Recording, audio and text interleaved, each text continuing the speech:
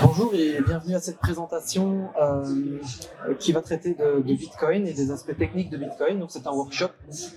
Comment bien gérer la protection de ces actifs numériques. La première partie de cette présentation sera assez technique parce qu'on va parler de cryptographie, de clés publiques, de clés privées et de seed phrase. Et ensuite je ferai un état des lieux des solutions pratiques et techniques qui vont vous permettre de stocker de manière efficace et sécurisée vos différents assets cryptographiques. Donc je me présente, Bastien Taquet, je suis cofondateur de la startup Satoshi. On est une société belge qui propose des solutions matérielles et logicielles permettant de stocker vos assets cryptographiques, vos bitcoins et vos clés privées. Alors, je ferai d'abord un petit rappel sur Bitcoin. La définition du Bitcoin est apparue en 2016 dans le dictionnaire Larousse. Et comme on pouvait le lire, le Larousse indiquait que le Bitcoin était une unité monétaire d'un système de paiement virtuel permettant à une communauté d'utilisateurs d'échanger des biens entre eux. Alors c'est intéressant de se pencher sur cette définition parce qu'elle a été mise à jour par le Larousse en 2021 en disant, entre parenthèses, que cette monnaie était dépourvue de cours légal, sauf au Salvador, puisqu'on sait que le Salvador a accepté le Bitcoin comme monnaie légale dès 2021.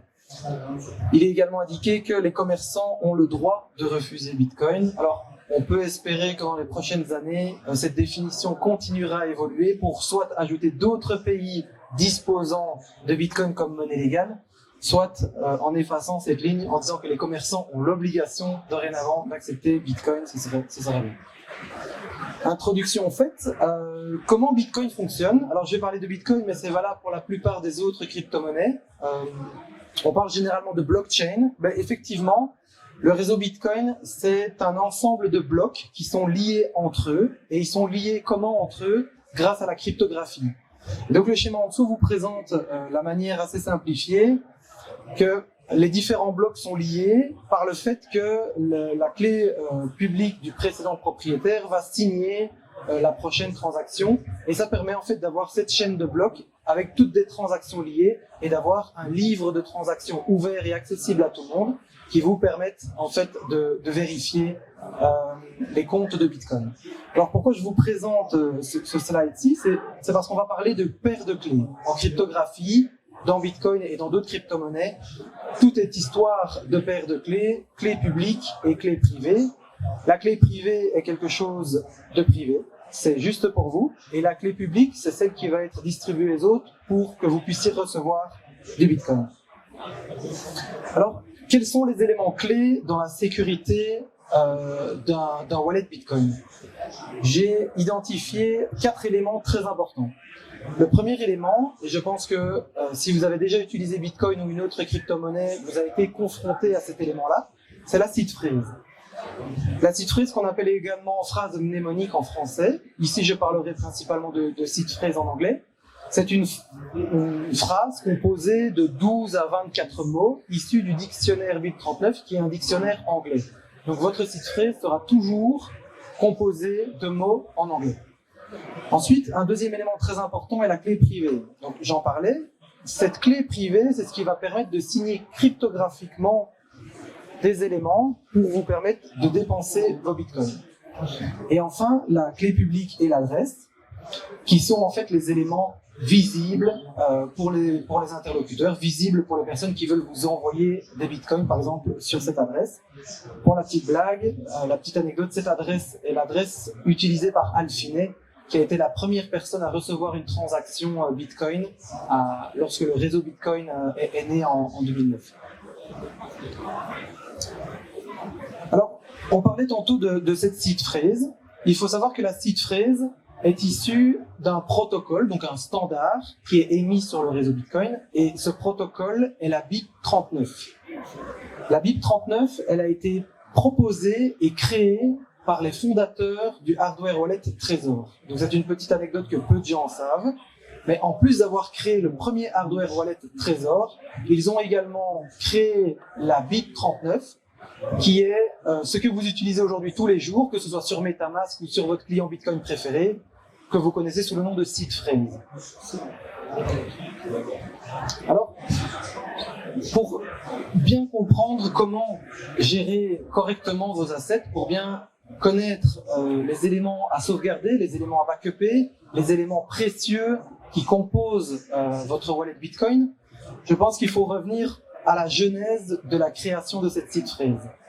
Et donc, pour créer une seed phrase, et pour que deux individus utilisant Bitcoin n'aient pas la même seed phrase, il va falloir fournir, et ça c'est réalisé de manière transparente dans les clients, il va falloir fournir une entropie. L'entropie, c'est un ensemble de bits complètement aléatoires, et généralement, quand vous utilisez par exemple MetaMask, l'entropie, elle est générée par le logiciel. C'est une étape que vous ne voyez pas. Vous avez directement votre seed phrase qui est générée. Mais pour la démonstration ici, je vais parler de cette entropie. Et donc, sur base d'une entropie et d'un hash de cette entropie, du checksum associé, vous allez avoir un ensemble de bits, donc de 1 et de 0, et cet ensemble de bits va être coupé en plusieurs petits paquets, et la correspondance des petits paquets de bits vont être transposés sur le dictionnaire bit39 que j'évoquais juste avant, qui est le fameux dictionnaire de mots. Et donc, c'est comme ça que sur base d'un caractère aléatoire, par exemple une entrée clavier aléatoire, vous allez obtenir une seed phrase.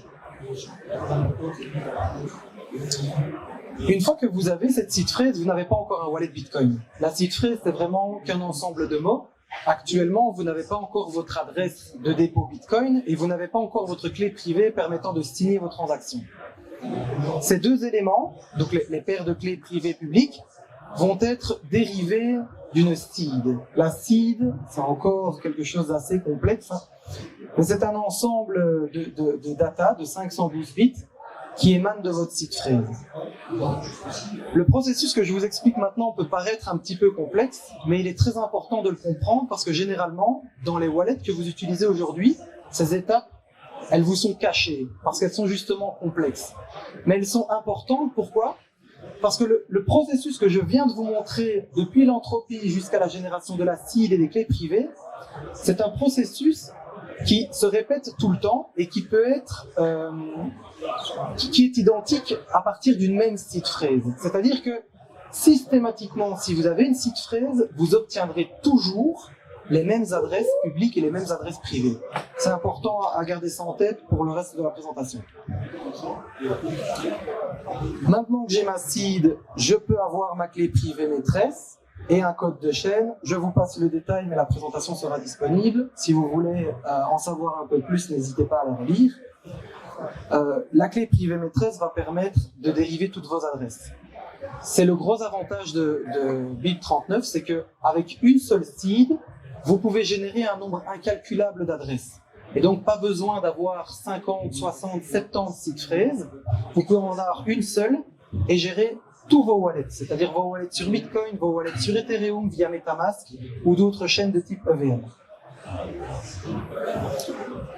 Ici, je fais la représentation d'un arbre de clés, donc c'est pour illustrer le fait que vous pouvez disposer de plusieurs adresses et donc de plusieurs wallets qui sont issus d'une même seed phrase. Voilà, ça c'était la partie technique, un peu indigeste. Le côté plus fun arrive, mais il fallait que j'en parle parce que sur base d'une seed phrase, et c'est très important, vous obtenez toujours les mêmes clés privées, et c'est ces clés privées qui vous permettent de dépenser vos bitcoins. Et donc vous vous rendez assez vite compte que la seed phrase, c'est probablement l'élément le plus important. Et on va voir dans cette présentation comment sécuriser correctement sa seed phrase, mais également comment sécuriser correctement ses clés privées. Alors, aujourd'hui, on évolue principalement dans un marché de la peur. C'est-à-dire que les vendeurs de hardware wallet, les vendeurs de solutions de sécurité pour seed phrase, vont accélérer leurs ventes dès qu'une plateforme se fait hacker, dès qu'un exchange perd des fonds, ou dès qu'une société passe dans la presse. À ce moment-là, les utilisateurs se disent « Ok, mes bitcoins ne sont pas sûrs sur un exchange parce que je ne possède pas les clés. Mes bitcoins ne sont peut-être pas sûrs sur mon wallet parce que je peux être victime d'un virus. » Et donc on est dans un marché où systématiquement, dès qu'il y a un risque, les utilisateurs se rendent compte des opérations de sécurité à réaliser.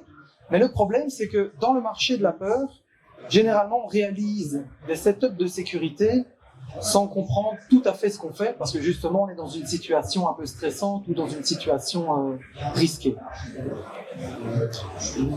Alors, dans la sécurité, il existe les hardware wallets, il existe les plaques de métal, je vais y revenir. Le fait est que, quand vous avez une seed phrase, vous allez pouvoir initialiser un hardware wallet, que ce soit chez Ledger, chez Trezor, chez Jade, chez KeepKey, chez Satoshi. Ils sont tous compatibles avec le protocole BIP39. Avec cette même seed, vous pouvez systématiquement créer le même wallet. C'est très intéressant à savoir parce que vous pouvez imaginer faire une sauvegarde de votre hardware wallet sur un équipement différent. Vous pourriez avoir un ledger configuré avec une seed et utiliser cette même seed phrase pour initialiser un autre hardware wallet d'un autre fabricant. L'avantage, c'est que si un premier fabricant fait défaut, est en faillite, vous avez toujours une autre solution hardware pour le stockage de vos clés privées. Alors, au niveau de la sécurité, je vais passer 4 ou 5 slides en vous proposant des solutions de sécurité que vous pouvez mettre en place dès demain pour sécuriser vos actifs. Ce sont des solutions qui sont à la fois gratuites ou payantes, abordables ou pas, et je vais présenter les avantages et les inconvénients de chaque technique. En cryptographie, il est possible de sécuriser ses avoirs en ajoutant une passphrase. Vous avez peut-être vu passer ça sur les réseaux sociaux, entendu parler de ça. La passphrase, c'est un mot supplémentaire qui va venir s'ajouter à votre seed phrase pour dériver des clés différentes. Quel est l'avantage de la passphrase? C'est très facile à mettre en place dans un setup. Le deuxième avantage, c'est que vous pouvez laisser votre seed phrase visible à quelqu'un. Tant qu'il n'a pas ce dernier mot, il ne pourra pas récupérer vos fonds parce qu'il ne pourra pas dériver des paires de clés identiques au setup que vous avez fait. Donc la passphrase, c'est vraiment quelque chose de gratuit, simple à mettre en place, qui peut aller très très vite. L'inconvénient, c'est que tous les clients logiciels, donc par exemple MetaMask, MyEtherWallet, Rabi ou encore Electrum, tous ne supportent pas ce 13e ou ce 25e mot. Donc il faut s'assurer que les logiciels que vous utilisez sont compatibles avec cette passphrase. Un autre type de sécurité pour vos seed phrases serait par exemple de les sauvegarder dans un gestionnaire de mots de passe. Un gestionnaire de mots de passe, c'est quoi? C'est un logiciel qui a été conçu pour stocker des mots de passe, pas que des seed phrases, ça peut être également des mots de passe votre PIN par exemple.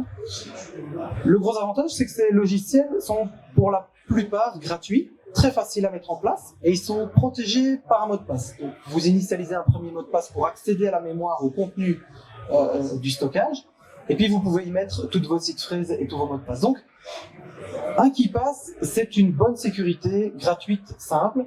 Un désavantage peut-être, c'est que la data reste sur votre ordinateur et qu'on peut quand même brute forcer l'accès à votre logiciel en tentant plusieurs mots de passe. Et donc, si vous avez utilisé un mot de passe faible, on pourrait avoir accès à vos données via ce type de fichier. Néanmoins, ça reste une bonne sécurité software. Il existe également pour les seed phrases des sécurités physiques, généralement sous la forme d'une plaque de métal ou de rondelles métalliques. Vous allez venir graver ou embosser votre seed phrase, donc vos différents mots, sur cette plaque de métal. Le gros avantage de ce type de backup, c'est que c'est très résistant au temps et c'est très résistant au feu. Mais ce ne sont que les deux seuls avantages. Dans les inconvénients, il y a le fait que vous allez graver votre seed phrase en clair. C'est-à-dire que demain, si moi je suis invité chez vous, on boit un verre et que je vois votre plaque métallique, je pourrais prendre une photo, avoir votre seed phrase et restaurer cette seed phrase sur n'importe quel hardware wallet, parce que comme je le disais, du moment que le hardware wallet est compatible BIP32, BIP39, une seed et un même setup peut être répliqué sur différents hardware. Donc la sécurité des plaques de métal, c'est bien parce que c'est résistant au feu, mais soyez quand même vigilants. Chez Satoshi, j'en profite pour faire un peu de pub, on propose une carte à puce qui est équipée d'un Secure Element et qui va vous permettre de stocker vos seed phrases dans la mémoire de la carte à puce. L'accès à cette carte à puce est protégé par un mot de passe, un petit peu comme le logiciel que je vous avais présenté juste avant, si ce n'est qu'ici vous avez également une sécurité matérielle. Le gros avantage de SeedKeeper, c'est que la seed phrase n'est pas accessible en clair. Donc si vous venez chez moi boire un verre et que vous voyez ma SeedKeeper, vous ne pourrez pas lire le contenu de celle-ci sans en connaître le code PIN. Et le brute force, donc c'est-à-dire les essais multiples pour pouvoir ouvrir la carte via un code PIN, sont limités à 4. Donc vous ne pourrez pas faire une infinité de combinaisons comme vous le feriez par exemple sur un software sur votre ordinateur.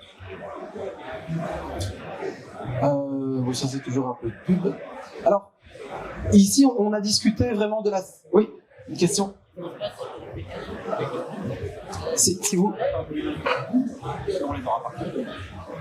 J'ai dit ça. Donc la question c'est si on perd... Ouais, désolé. Si on fait 4 mauvais codes PIN, qu'est-ce qui se passe? Tout ce qui est sur la carte disparaît? Alors, tout ce qui est sur la carte ne disparaît pas, mais la carte est inutilisable. Donc encore une fois, et ça c'est, je crois, dans le domaine de la sécurité, un conseil qui est valable pour tout, n'utilisez jamais une seule solution pour vos sauvegardes. N'utilisez pas une seule SeedKeeper, n'utilisez pas une seule plaque de métal, n'utilisez pas un seul software. Pourquoi? Parce qu'à chaque fois que vous n'utilisez qu'une seule solution, si cette solution disparaît, vous n'avez plus vraiment de backup. Donc nous, lorsqu'on vend nos solutions, on conseille toujours aux utilisateurs d'acheter soit plusieurs cartes, ou mieux encore, d'acheter 2 cartes et éventuellement une plaque de métal et avoir une autre solution pour sauvegarder la seed phrase. Donc c'est une excellente remarque. Et après, est-ce qu'on sait aussi si elle a été bloquée, donc du coup elle est plus utilisable, est-ce qu'on sait quand même la réutiliser? Non, on ne sait pas la réutiliser, non. Elle est finie. Voilà, c'est un peu comme une plaque de métal, si on la perd, on la perd. Ça peut être aussi vu comme un avantage. On ne peut pas extraire l'information de la mémoire, mais ça c'est des avantages, c'est-à-dire que si on bloque la carte, on a bloqué la mémoire, donc on ne sait plus rien faire. D'où les backups multiples, effectivement. Merci beaucoup. Donc ici, j'ai dépeint les solutions qui existaient pour sauvegarder la seed phrase. Mais comme j'expliquais au début de la présentation, la seed phrase, c'est pas vraiment votre wallet. La seed phrase, c'est vraiment la phrase de backup qui va vous permettre de recréer votre wallet. Donc c'est très important de la sauvegarder. Mais il y a également ces fameuses clés privées. Ces clés privées, ce sont les éléments cryptographiques qui vont vous permettre de signer une transaction Bitcoin. Et donc quand vous envoyez un Bitcoin quelque part, en réalité, l'application utilise la clé privée stockée localement pour signer cette transaction et envoyer le Bitcoin. Donc, il faut également sauvegarder, il faut également protéger ces clés privées et je vais vous proposer différentes solutions de sécurité pour vos clés privées. Alors, la solution ultime pour la sauvegarde de clés privées, ce sont les hardware wallets. Il existe énormément de hardware wallets. Vous avez Ledger, qui est le leader, licorne française. Vous avez Trésor. J'expliquais tantôt que Trésor, c'était le premier hardware wallet et que les équipes de Trésor étaient également à l'origine de BIP39, donc votre fameuse seed phrase. Mais il en existe des centaines sur le marché. Alors, comment faire pour bien choisir son hardware wallet? Je vais vous présenter les avantages et inconvénients de plusieurs solutions, et comme ça, vous serez libre de juger laquelle vous convient le mieux. Premièrement, il faut faire la distinction entre custodial et non custodial. Probablement que vous avez déjà entendu ça sur Twitter, sur les réseaux ou dans d'autres blogs crypto. Les solutions dites custodiales, c'est par exemple une plateforme d'échange, un exchange, Binance ou alors Kraken, sont des plateformes dites custodiales. C'est-à-dire que les clés privées et les seed phrases sont détenues par la plateforme d'échange. Et donc vous comprenez assez vite que si c'est eux qui détiennent vos clés, ils détiennent également vos bitcoins et vos assets. Alors vous allez me dire, oui, mais les exchanges ne ferment jamais. Ben, c'est pas vrai. On a vu qu'avec FTX, qui était quand même une des plus grosses plateformes d'exchange au monde, mais beaucoup d'utilisateurs ont été impactés. Et c'est à ce moment-là qu'ils se sont rendus compte que, ben oui, les assets étaient sous gestion, étaient sous custody chez FTX, et donc ils avaient perdu leur crypto-monnaie. Le custodial, ça peut être bien. Donc il y a certaines personnes qui ont un peu de fonds sur un exchange, l'exchange est réputé, l'exchange a une bonne sécurité, ça peut être suffisant. Mais il faut surtout privilégier le non-custodial. Le non-custodial, c'est lorsque vous allez être propriétaire de vos seed phrases et de vos clés privées. Donc dans les solutions, essayez de distinguer lesquelles sont custodiales et non custodiales et privilégiez les solutions non custodiales, comme ça vous serez propriétaire de vos bitcoins. Il existe également des solutions qui sont déjà initialisées et d'autres qui ne sont pas initialisées. Je prends un exemple, Ballet Wallet ou Tangem sont des hardware wallets qui sont déjà initialisés. C'est-à-dire que quand vous les achetez, la seed phrase a déjà été générée sur base d'une entropie aléatoire et les clés privées ont déjà été générées et chargées sur l'équipement. Ça peut être bien pour les débutants, comme ça vous ne devez pas vous tracasser de toute la partie un peu complexe que je vous ai expliquée. Vous ne devez pas gérer la seed phrase, mais l'inconvénient c'est que si vous perdez par exemple vos cartes Tangem, ben vous perdez l'accès à votre hardware wallet. Et vous ne pouvez pas le restaurer sur un autre wallet puisqu'en fait vous n'avez pas la seed phrase. Donc ça, ce sont les hardware wallets qui sont initialisés. Ça peut être bien, mais privilégiez les hardware wallets qui ne sont pas initialisés. Ceux-là, vous allez devoir générer vous-même votre seed phrase, vous allez devoir gérer vous-même votre seed phrase, mais l'avantage c'est que vous avez le contrôle sur le backup et sur la sécurité de vos bitcoins. Toujours au rayon sécurité, il existe des puces qu'on appelle des secure elements et il existe des puces qu'on appelle des standard chips. Ça peut paraître un peu complexe, mais c'est simple à comprendre. Les secure elements sont des puces qui ont été créées d'usine pour stocker des clés cryptographiques. C'est-à-dire que toute la chaîne de production, tous les tests qui ont été effectués sur ce type de puces permettent le stockage des clés privées et on ne sait pas extraire de l'information de ces puces-là. C'est techniquement impossible. Si vous essayez d'extraire de l'info d'un secure element, vous cassez l'équipement. À l'opposé, vous avez les standard chips, c'est-à-dire ce sont des bêtes puces informatiques qui font office de mémoire et on y stocke de la data. Le problème de ces puces, c'est qu'on peut extraire l'information. Donc ce serait un peu dommage d'utiliser un hardware wallet avec une puce standard, puisque un attaquant bien équipé pourrait venir récupérer vos clés privées comme si c'était une clé USB, donc la sécurité n'est pas optimale. Il existe des hardware wallets avec des chips standards comme Elipal ou Jade, et il existe des hardware wallets avec des secure elements comme par exemple Ledger, Bitbox ou Satoshi. Et enfin, il existe des solutions sur le marché qu'on va dire vendor locking et d'autres solutions qui vont dites open source ou open solution. Vendor locking, c'est quoi? Vendor locking, c'est quand vous allez acheter un équipement et que vous n'allez pouvoir utiliser cet équipement qu'avec les applications du manufactureur, donc de l'équipementier. Ça peut être très chouette parce que vous vous retrouvez dans un écosystème qui est complet, qui est fonctionnel et qui est sympa. Mais l'inconvénient, c'est que si la société fait faillite, si la société disparaît, si la société décide d'arrêter le logiciel qu'elle produit, ben vous vous retrouvez avec un équipement que vous ne pouvez plus utiliser. Donc, quand vous choisissez votre hardware wallet, regardez avec quoi vous pouvez utiliser votre équipement et avec quel logiciel vous pouvez utiliser votre équipement. Et privilégiez alors les solutions qui sont dites open source ou open solutions, qui elles en fait sont des solutions où le code est accessible à tout le monde et d'autres personnes peuvent venir maintenir le code le cas où la société ferait faillite ou disparaîtrait. En solution open source, on notera MetaMask, Electrum, Sparrow Wallet. On sait que Ledger a une partie open source, Trezor est open source, Satoshi est open source. Voilà, encore une petite anecdote à propos de Trezor. Vous allez me dire que je fais la pub pour ce hardware wallet là. Donc Trezor, c'est le premier hardware wallet sur le marché et en fait il a été créé parce que le propriétaire de la pool de mining Slush Pool, qui était la plus ancienne pool de mining sur Bitcoin, s'est fait hacker. Et en réalité il s'est fait hacker ses bitcoins et il s'est dit ok, mes bitcoins, enfin les clés privées de mes bitcoins étaient stockées sur un serveur. Un attaquant est rentré sur le serveur, a subtilisé les clés et a vidé le wallet de Bitcoin et il s'est dit ok, il faut qu'on trouve un équipement qui est out of reach, qui ne sera pas dans les mains du hacker. Et donc ils ont créé le hardware wallet Trezor suite au hack de la pool de mining Slush Pool. À l'époque, on parlait de 3094 BTC dérobés et ça valait seulement 15 000 $. Ah oui, un petit point d'attention quand même, parce que la présentation peut paraître complexe, mais on évolue dans un domaine qui est complexe et je crois que c'est très important de comprendre les tenants et aboutissants de la sécurité Bitcoin et des autres crypto-monnaies. Chez Satoshi, on s'est souvent rendu compte que certaines personnes utilisaient la même seed phrase pour initialiser un hardware wallet et un software wallet, par exemple sur MetaMask.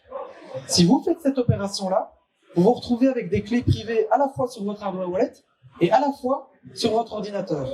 Donc en fait, votre sécurité elle est moindre. Lorsque vous utilisez une seed phrase sur un hardware wallet, ne l'utilisez plus jamais sur un software wallet. Sinon, la sécurité n'a plus lieu d'être. Donc, faites bien la distinction. À une même seed phrase, à un même setup, vous avez toujours les mêmes wallets. Donc, si vous mettez la même seed phrase sur MetaMask, vos clés privées sont partagées sur votre ordinateur et sur votre hardware wallet. Une dernière petite pub. Donc chez Satochip, je vous ai fait une présentation des différents produits. On essaye de respecter ce qu'on propose, ce qu'on recommande comme consigne au niveau sécurité. C'est-à-dire que nos produits sont complètement open source. Ils ne sont pas vendor locking. Ils sont basés sur un secure element. Et vous pouvez les utiliser avec différentes solutions logicielles qui existent sur le marché. Ce qui vous laisse libre choix, soit au niveau du logiciel, mais également libre choix sur un équipement hardware secondaire. Donc on est compatible. Si vous initialisez un hardware wallet Satochip avec une seed phrase, vous pouvez initialiser le même hardware wallet sur un ledger par exemple, ou sur un trésor. Dernière petite définition, la souveraineté financière. On en parlait tantôt avec les plateformes d'échange. Si vous conservez vos assets sur des plateformes d'échange, vous ne disposez pas des clés privées. Vous ne disposez pas de la seed phrase. Donc en réalité, vous ne disposez pas de vos crypto-monnaies. Ça peut paraître anodin, mais rappelez-vous l'affaire de FTX. On sait que l'Europe est en train de réguler de plus en plus. On pourrait imaginer que des plateformes d'échange en Europe soient obligées d'être compliant avec certaines règles MiCA.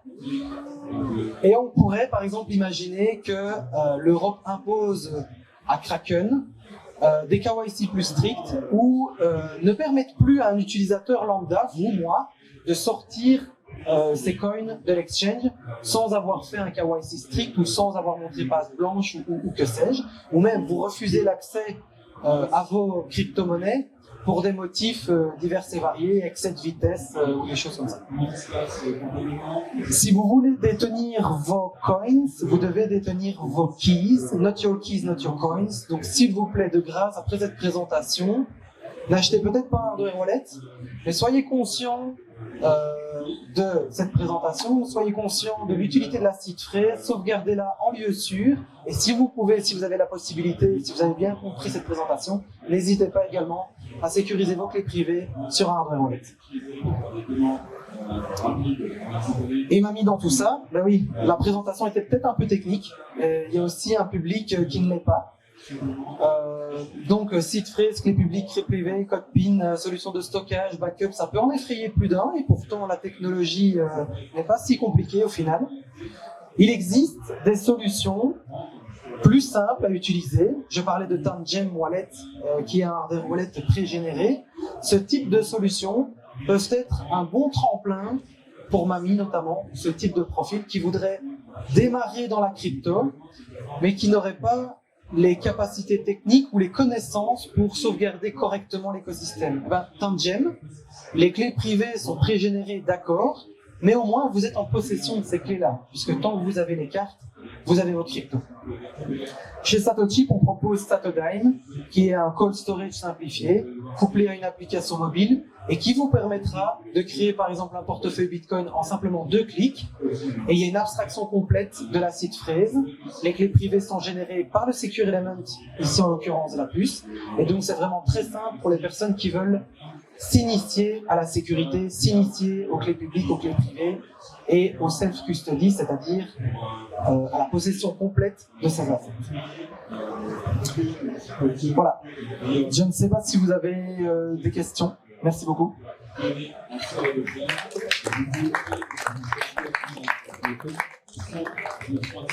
N'hésitez pas, on ne mord personne, il n'y a pas de questions débiles. Surtout que c'était une présentation peut-être un peu technique, complexe. Et donc si vous avez une question sur votre propre setup, si vous voulez savoir si vous faites bien les choses ou comment vous pourriez mieux les faire, n'hésitez pas. Moi j'ai une question très chiante. HMAC 512, SHA-512, là, c'est une courbe elliptique ou Alors, j'ai eu la question hier en examen. Oui, Je me suis trompé. Oui, ça l'est. Je suis pas rentré dans le détail parce que c'est vraiment des protocoles cryptographiques très précis. Mais c'est ça aussi la beauté de Bitcoin, c'est que tout est basé sur la cryptographie, tout est visible et tout est répétable. Donc Avec votre seed phrase, vous aurez toujours la même wallet et c'est ça qui est magnifique, c'est que vous pouvez être souverain financièrement avec vos bitcoins, les gérer vous-même, ne pas dépendre d'un tiers de confiance, ne pas dépendre de la banque centrale et vraiment avoir une souveraineté financière de bout en bout. Mais paradoxalement, c'est aussi un risque que vous prenez parce que vous devez assurer vous-même la sécurité de vos actifs. Et c'est quelque chose pour lequel on n'est pas vraiment habitué parce qu'on a toujours été bercé avec un système bancaire performant en Europe. Et aujourd'hui, on nous donne des outils pour pouvoir être autonome financièrement et donc il faut qu'on apprenne les bonnes pratiques. Et j'espère qu'avec cette présentation, vous en avez appris un peu plus aujourd'hui. Sébastien, d'autres questions?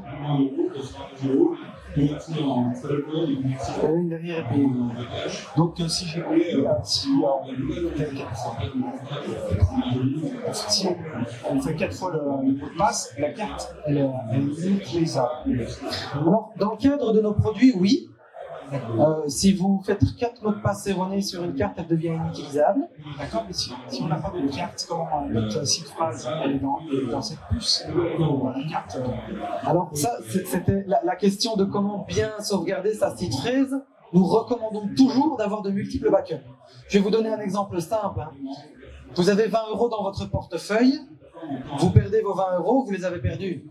Malheureusement, on ne sait pas faire de backup des 20 €. Ici, l'avantage avec Bitcoin, c'est que si vous avez votre seed phrase et que vous avez fait plusieurs backups, si vous perdez notre carte, si vous perdez votre plaque de métal, si vous perdez le petit bout de papier sur lequel vous avez noté votre seed phrase, c'est pas grave, vous avez un autre backup. Et donc c'est là qu'il faut avoir une bonne conscientisation de l'importance de la seed phrase, mais également de l'importance de la sauvegarde de cette seed phrase. Voilà. Et il y avait encore une question ici devant, je pense.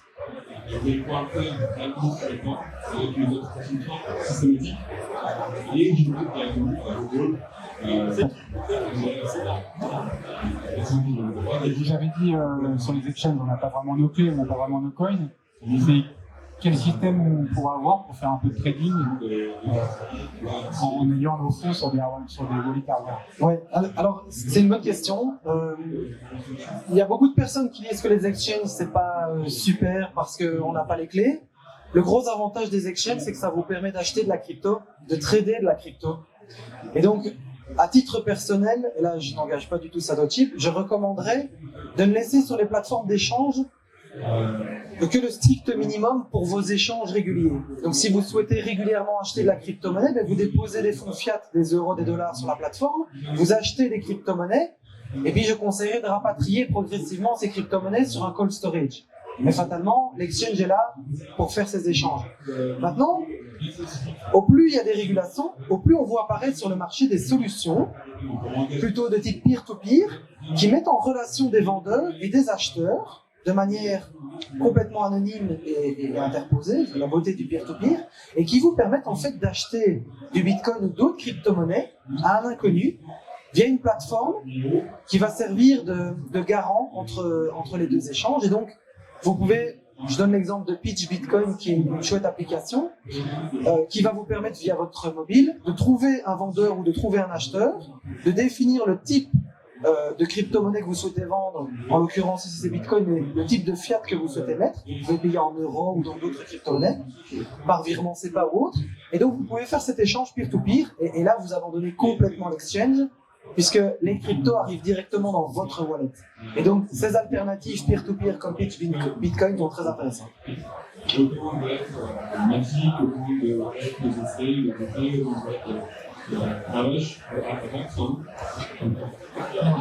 Merci pour la présentation. Donc, je voulais savoir s'il existe aujourd'hui des portefeuilles physiques qui supportent l'account abstraction qui nous permettent de récupérer notre entreprise ou notre clé privée en cas de perte. Alors, pas à ma connaissance, mais je sais que plusieurs projets essayent de simplifier l'usage de la seed phrase.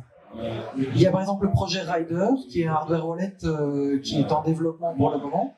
Et eux, ils partent du principe qu'ils ne veulent pas que l'utilisateur ait à jouer avec la seed phrase. Donc, il y a une certaine abstraction de cette seed phrase, avec quand même la possibilité de backuper le wallet sur d'autres unités. Et donc, je crois que c'est un gros challenge chez les producteurs de hardware wallet dans les prochaines années, dans les prochains mois à venir. C'est d'arriver à offrir une sécurité de très haut niveau mais avec une grosse abstraction sur tous les éléments, site phrase, clés publiques, clés privées, pour qu'un utilisateur lambda puisse sécuriser ses assets sans avoir toute cette complexité que je vous ai expliquée aujourd'hui. Peut-être que je me trompe, mais je crois qu'aujourd'hui, il n'y a pas de hardware wallet avec une abstraction. Alors, je disais qu'il y avait des hardware wallets qui étaient pré-générés. On pourrait voir ça comme une certaine abstraction parce que l'utilisateur ne doit pas jouer avec la seed phrase, mais en fait, les clés sont pré-générées, donc c'est une abstraction toute relative parce qu'il y a une diminution au niveau de la sécurité globale. Mais voilà, Rider est un exemple et je crois que d'autres sur le marché vont arriver avec des solutions beaucoup plus simples pour l'utilisateur final. Mais c'est qui permet au client de contrôler. C'est-à-dire que là, vous avez ce collègue qui a le besoin des flux. Les besoins sont une question. Systématiquement, c'est Bonjour. Bonjour. Première question, j'ai pris un lecteur de carte à puce. Est-ce que ça se branche sur un téléphone Android ou sur un ordinateur? Et deuxième question, qu'est-ce que je dois vérifier en sécurité informatique pour faire des transactions? Est-ce que je dois vérifier des choses? Est-ce qu'il y a un environnement particulier? Donc la première question sur le lecteur de carte à puce, je suppose que c'est par rapport à nos produits. Ouais. Alors un lecteur de carte à puce, ça se branche sur n'importe quel système d'exploitation. C'est standard, ça se trouve sur Amazon, dans n'importe quel webshop. Il n'y a pas de sécurité particulière derrière ce type de produit. Et ça sert vraiment uniquement d'interface entre la carte et votre ordinateur. Maintenant, tous nos produits sont équipés de la technologie NFC. Et donc vous pouvez également les utiliser avec votre téléphone mobile, si vous avez un téléphone mobile compatible NFC. Normalement, tous les smartphones récents après 2020 sont équipés d'un lecteur NFC. Donc, vous pouvez les utiliser sur les deux, enfin mobile et desktop.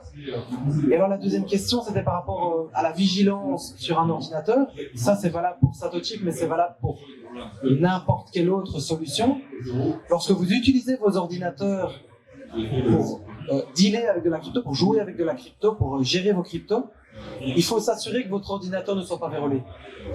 Parce que même la meilleure des sécurités hardware, si au niveau du logiciel software vous avez un problème, vous pourriez toujours signer une mauvaise transaction. Je vous donne un exemple. Il y a eu des attaques très ciblées sur Ledger qui demandaient à votre Ledger de signer une transaction qui était mal formée. C'est-à-dire que, au lieu d'envoyer un bitcoin à votre frère, l'attaquant allait remplacer l'adresse de destination par sa propre adresse. Sa propre adresse qui allait ressembler comme deux gouttes d'eau à celle de votre frère. Et donc, au niveau de votre écran Ledger, quand vous alliez valider la transaction, en pensant que les caractères étaient corrects parce que vous n'aviez pas tout vérifié, vous alliez envoyer un bitcoin à l'attaquant et pas à votre frère. Donc il faut toujours être vigilant et essayer d'utiliser des ordinateurs que vous trustez en réalité. Et le mieux, pour les setups les plus extrêmes et pour les personnes, on va dire, avec une connaissance un peu plus avancée, c'est probablement d'utiliser des distributions bootables, comme on appelle ça, donc par exemple comme TLOS, qui est un système d'exploitation qui s'installe sur une clé USB, qui est complètement offline, que vous pouvez démarrer au bout de votre ordinateur, et donc vous utilisez un environnement qui est complètement détaché de votre environnement vérolé, qui est potentiellement vérolé, et vous utilisez alors TLOS pour faire toutes vos activités crypto sur le côté.